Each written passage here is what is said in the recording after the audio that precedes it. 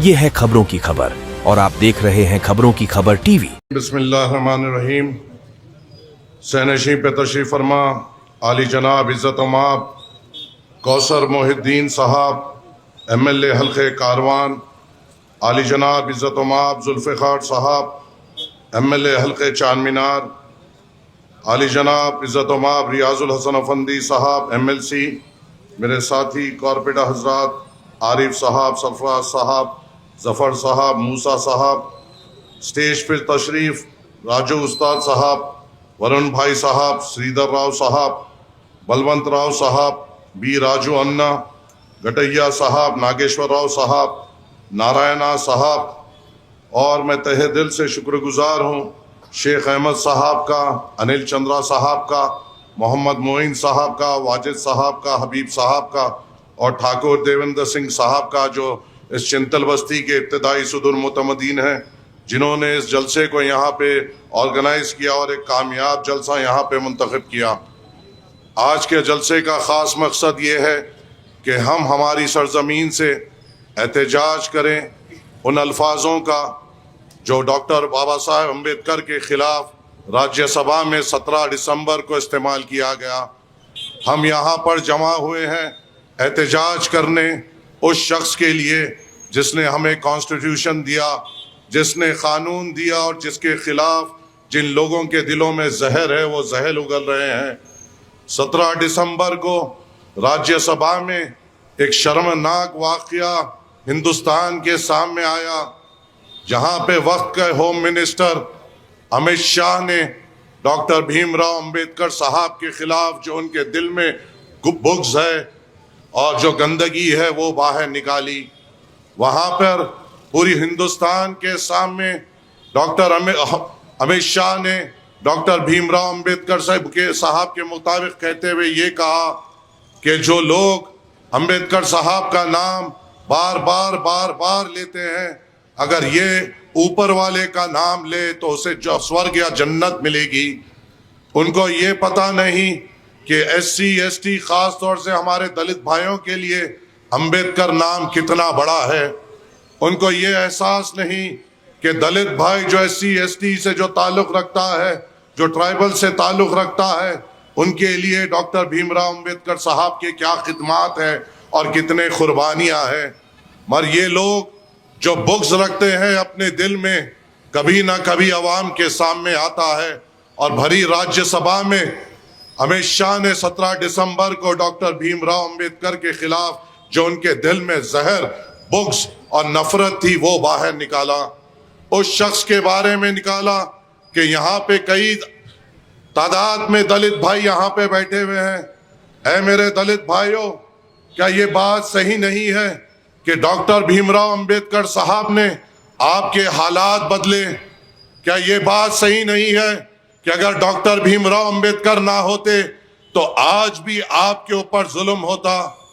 क्या ये बात सही नहीं है कि अगर डॉक्टर भीमराव अंबेडकर अगर आपकी आवाज़ नहीं बनते तो आज भी आपको कुओं से पानी लेने नहीं दिया जाता?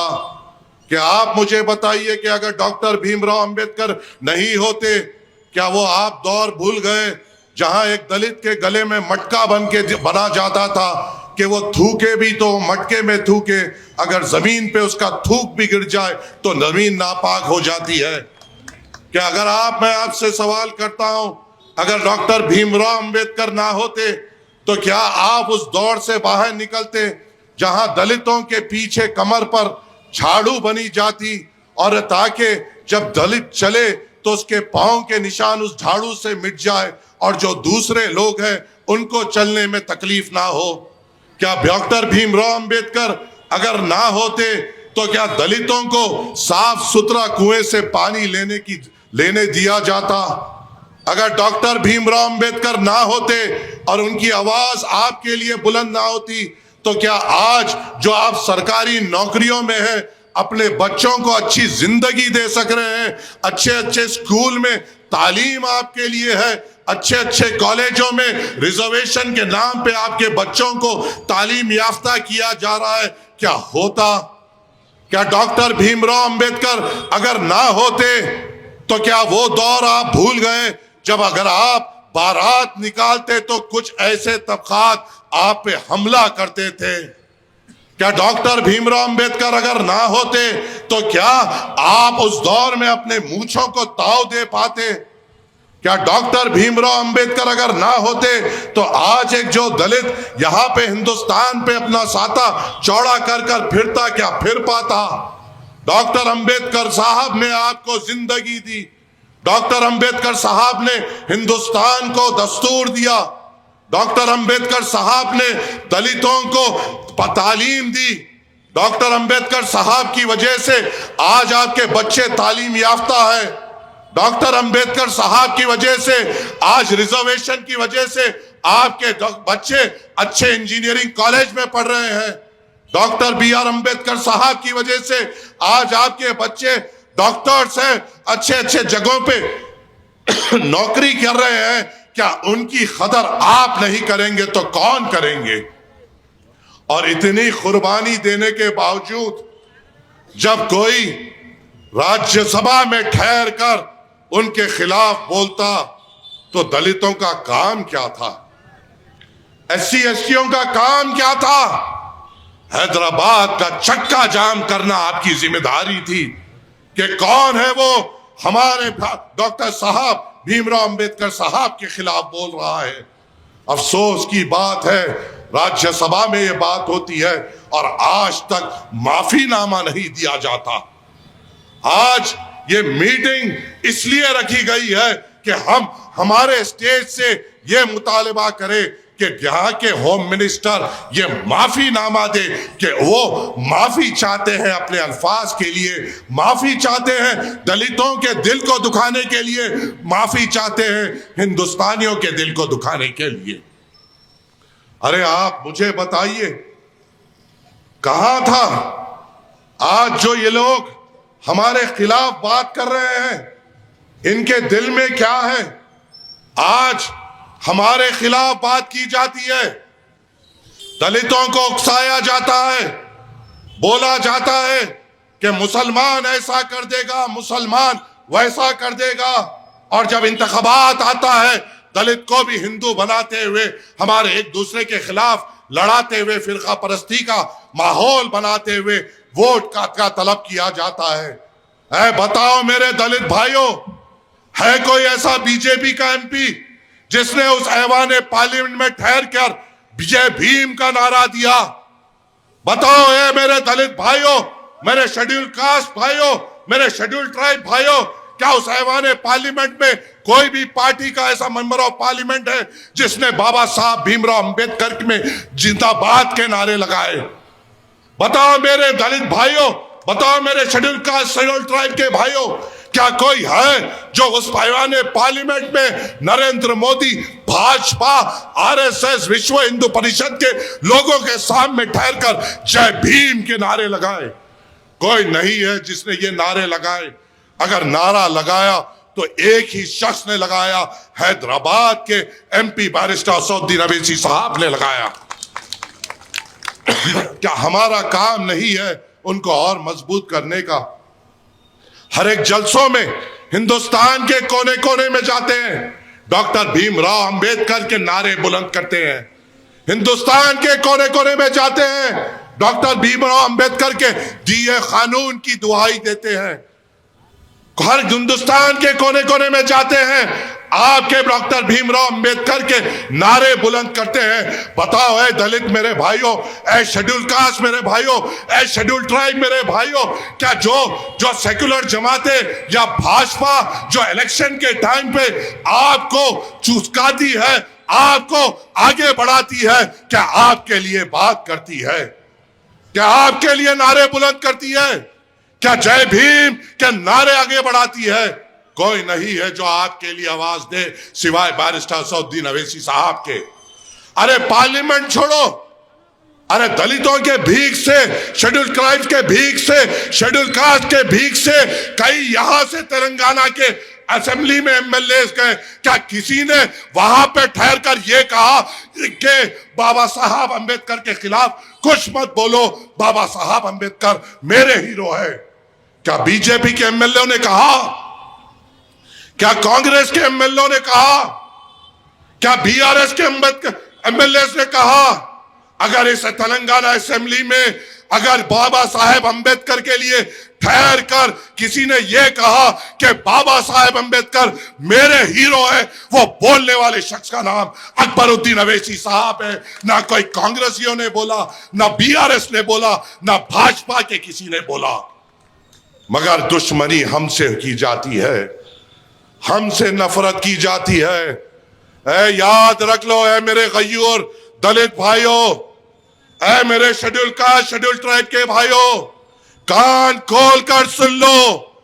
अगर भीम की शान में गुस्ताखी होगी, अगर भीम के सम्मान में खबर खाएगा, अगर भीम के नाम पे कोई उंगली उठाएगा, मीम मैदान में आएगी, मीम आपकी आवाज बनेगी, मीम आपके लिए लड़ेगी, मीम आपके लिए दुश्मनों से टकराएगी। भीम का साथी सिर्फ मीम है और मीम का साथी सिर्फ भीम है, यह आपको समझना है। अरे मजाक की भी एक हद होती है, जो दिल में आए बोल दिए, जिस तरीके से बात करना है बात कर दिए। अरे इस इंसान के बारे में बात की जा रही है जिसने आर्टिकल 17 को इस्तेमाल करते हुए आपको अनटचेबल अबॉलिश कराया, आपको अछूत होने से बाहर निकाला।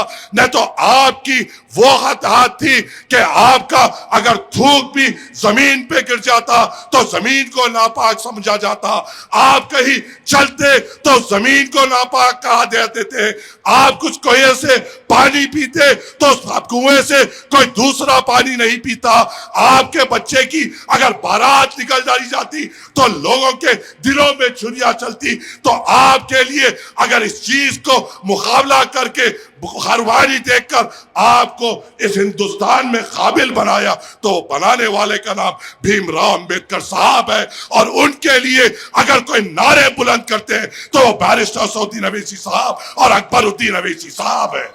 क्या मैं गलत बोल रहा हूं? क्या मैं झूठ बोल रहा हूं? मजलिस इत्तेहादुल मुस्लिमीन दिल से इज्जत करती है डॉक्टर भीमराव अंबेडकर साहब का। मजलिस इत्तेहादुल मुस्लिमीन इसलिए भी इज्जत करती है कि वो शख्स है जिसने हमें आईन दिया, कानून दिया, संविधान दिया और उस संविधान पे हम चलते हुए आगे बढ़ेंगे। अरे ये लोग, क्या आपको इतना समझने नहीं आता कि ये आज आपको इस्तेमाल कर रहे हैं? हिंदू राष्ट्र की बात की जा रही है, हिंदू राष्ट्र के बनाने की बात की जा रही है और सामने ठहराया जा रहा है। जब भी हिंदू राष्ट्र की बात होती है तो बताया जाता है औरंगजेब को, बाबर को, हुमायूं को, शाहजहां को और मुसलमानों को बताते हुए आपके सामने पेश किया जाता है। ऐ मेरे दलित भाइयों, ऐ मेरे शेड्यूल कास्ट शेड्यूल ट्राइब के गयूर भाई बहनों, तुमसे सवाल करता हूं, अगर हिंदू राष्ट्र होगा तो क्या मुसलमानों से ज्यादा तुमको वो वापस उस दौर में नहीं लेके जाएंगे जहां तुम्हारे गलों में मटकी बनी जाती थी, जहां तुम्हारे पीठ पे झाड़ू बनी जाती थी, जहां तुम्हें पीने का पानी तक नहीं दिया जाता? अरे आज हम यहां पे बात कर रहे हैं तो कहा जा रहा है कि मजलिस क्यों कर रही है। अरे मजलिस के अलावा भीमराव अंबेडकर साहब की बात किसने की? तुम तो बताओ, आप तो बताओ कि कौन बात कर रहा है। नामपल्ली में भी देख रहा हूं अजीबो गरीब तमाशे चल रहे हैं। डॉक्टर भीमराव साहब के, अंबेडकर साहब के फोटोज लेके चौरस्ते पे 5-6 पाउडर के डब्बे फिर रहे हैं। देख रहा हूं, तमाशे देख रहा हूं, हिलते डुलते अंबेडकर साहब की फोटो बता रहे हैं। अगर तुम्हें प्रोटेस्ट करना है तो प्रोटेस्ट उस तरीके से करो जिस तरीके से तुमने वादा किया था। अगर तुम्हें भीमराव अंबेडकर साहब ने जिसके लिए कुर्बानी दी, उन खवातीनों को जो तुमने पैसों का वादा किया था वो दिला दो। उन दलितों को जो इंदिरम्मा अल्लू के नाम पे घर देने का वादा किया था, पहले वो कर लो, बाद में अंबेडकर साहब की फोटो पकड़ो। पहले हर घर को, हर नौजवानों को पेंशन देने की जो बात की गई थी वो कर लो, फिर नामपल्ली में पाउडर के डब्बे, अंबेडकर साहब की फोटो भी लेके फिर सकते हैं। ताज्जुब की बात है, मजलिस यहां पर है, मजलिस ने नामपल्ली में शुरुआत की है एहतजाज की। मजलिस ने बताया है कि दलित हमारा भाई है, BR अम्बेडकर साहब हमारे नेता है, दलित SC ST के लिए हम लड़ेंगे। तुम जब इनका फायदा उठाए, जो जिस दलित का तुम वोट लिए, तुम एक पब्लिक मीटिंग नहीं कर सके, मजलिस ने की। तुम अब आगे बढ़ो और तुम भी मजलिस के बुनियाद पे चलते हुए तुम भी तो एक ऐसी पब्लिक मीटिंग ऑर्गेनाइज करो। अब हमको देखकर ये भी मैदान में आएंगे, अरे ये कर दिया, अब हमें भी करना जरूरी है। अरे कब तक चीटिंग करके पास हो गए रे पाउडर के डब्बो हो। वाह रे वाह, ताज्जुब है, अफसाना है। अरे यहां पे थोड़े पुलिस वाले भी मौजूद है। बीच में हम एक टूर्नामेंट कराए, क्रिकेट का टूर्नामेंट कराए। ताज्जुब है, क्रिकेट के टूर्नामेंट के बैनर लगे, सर्कल साहब फोन करना शुरू कर दिए, ACP साहब फोन करना शुरू कर दिए, DCP साहब फोन करना शुरू कर दिए, साहब ये जरा बैनर निकाल दो ना। अरे मैं बोला बैनर कहीं को निकालना भाई, ड्रग्स के ऊपर नामपल्ली में एहतजाज चल रहा, और ये आइडिया मेरा भी नहीं था कि ये बैनर ऐसा बनाओ। ये आइडिया मेरे एक दलित भाई अनिल का था, जिसने मुझसे कहा कि ड्रग्स पे हमें एहतजाज करना चाहिए। एक दलित भाई के आइडिया को लेकर जब हम बैनर बनाए और बैनर पे ये लिखा गया से नो टू ड्रग्स, और एक चीज लिखी गई थी। क्या लिखी गई थी बोलो जरा, क्या लिखी गई थी बोलो जरा। अब ACP साहब फिर मेरे को फोन करके ये नहीं बोला कि आप मुझसे पाउडर बोले, मैं ड्रग्स बोला, पाउडर हिल्ला बोले। फिर मेरे पे एक नई चीज ने आ जाना। तो ये भी चीजों से हमें गौर व फिक्र करने की जरूरत है, आगे हमें बढ़ने की जरूरत है। ऐसे और एहतजाजी जलसे हम करेंगे, ऐसे और काम हम करेंगे। मजलिस इत्तेहादुल मुस्लिमीन हर वक्त आपके दरमियान में थी, है और रहेगी। मजलिस इत्तेहादुल मुस्लिमीन अपने दलित भाई के लिए हमेशा ठहरती थी, ठहरेगी और हमेशा ठहरेगी। मजलिस इत्तेहादुल मुस्लिमीन आपकी बेबाक आवाज थी, है और रहेगी।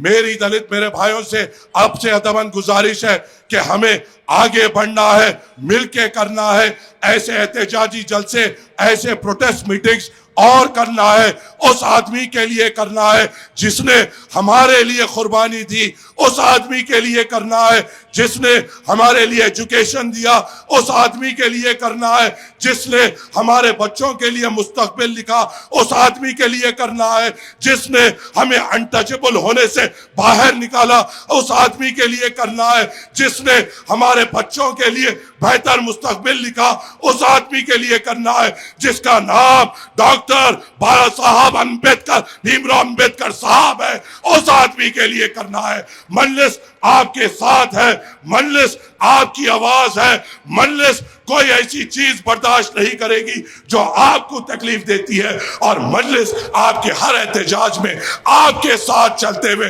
इन विश्व हिंदू परिषद, RSS और भाजपा जो दलितों के लिए अपने दिल में नफरत रखते हैं, जो दलितों के लिए अपने दिल में मैल रखते हैं, उनका मुकाबला आपके साथ रहकर करेगी। और मजलिस इत्तेहादुल मुस्लिमीन हमेशा भीम की ताकत बनेगी, भीम की आवाज उठाएगी और भीम को साथ लेकर चलेगी। बस यही चंद गुजारिश है, आगे भी और हम ऐसे प्रोटेस्ट मीटिंग्स कराएंगे। उम्मीद है आप सब आएंगे और कामयाब करेंगे और हम एक पैगाम यहां से देंगे। शुक्रिया, अस्सलाम वालेकुम।